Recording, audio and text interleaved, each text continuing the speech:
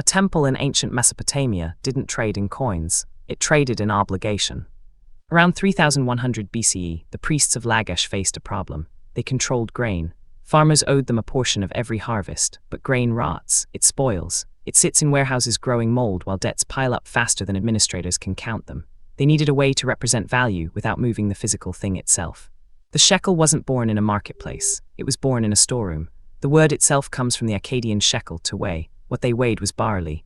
1 shekel equaled roughly 180 grains of barley, a specific weight, a standardized measure, not a coin yet, not even metal, just a number the temple agreed to recognize. Here's what changed everything. The temple issued clay tokens, small discs and cones marked with symbols. These represented quantities of grain stored in the temple vault. A farmer didn't carry barley to market anymore. He carried a token. The token said this equals 10 shekels of barley. The token was proof of ownership. It was a claim on the temple's reserves. By 2500 BCE, something remarkable happened. People started trading tokens without redeeming them. A merchant would give a farmer 5 tokens for 10 bolts of cloth. The farmer didn't care about the grain anymore. He cared that someone else would accept those tokens for something he wanted. The tokens had become currency before anyone called it that. The temples kept records. Thousands of clay tablets survive. Archaeologists have read them. Each one documents a transaction. 5 shekels of silver to Enlil the weaver. 3 shekels of barley paid by Shugi, farmer of the North Field. The shekel became the unit of account. Every price, every debt, every obligation was measured in shekels.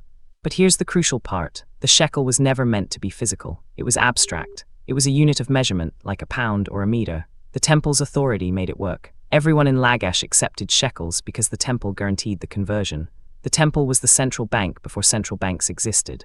Silver entered the picture around 2100 BCE, not as coins, as standardized weights. A merchant could bring a lump of silver to a scale, and if it weighed 1 shekel, it was accepted as payment. The weight became the value. Silver was portable. It didn't rot. It was scarce. It was perfect. This created a problem that economists still study.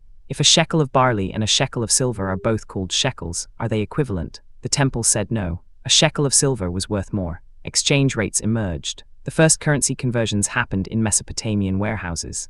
Coins didn't appear in Mesopotamia for another 1,000 years. They started in Lydia, around 600 BCE, as stamped metal discs. But the concept, a standardized unit of value backed by an authority, came from the Sumerian shekel.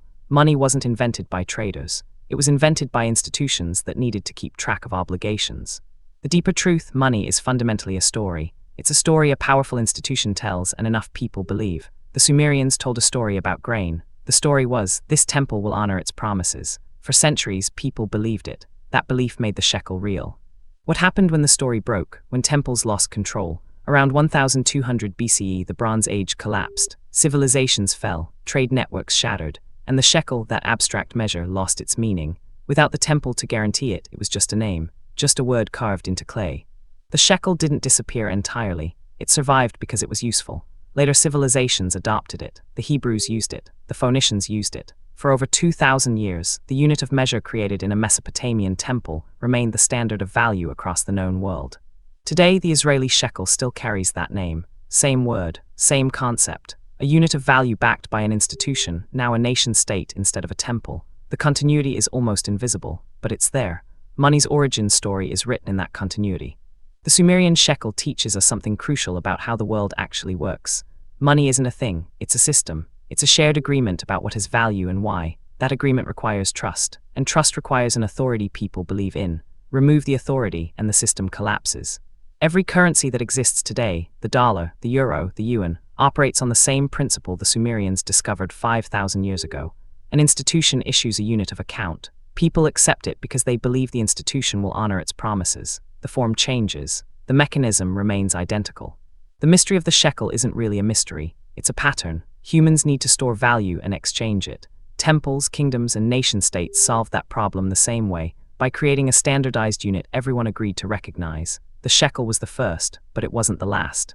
Understanding where money came from matters. It strips away the mystique. It shows us that currency is a human invention, not a natural law, and human inventions can be understood, questioned, and redesigned. The Sumerians invented the shekel because they needed it. We use its descendants because we need them too.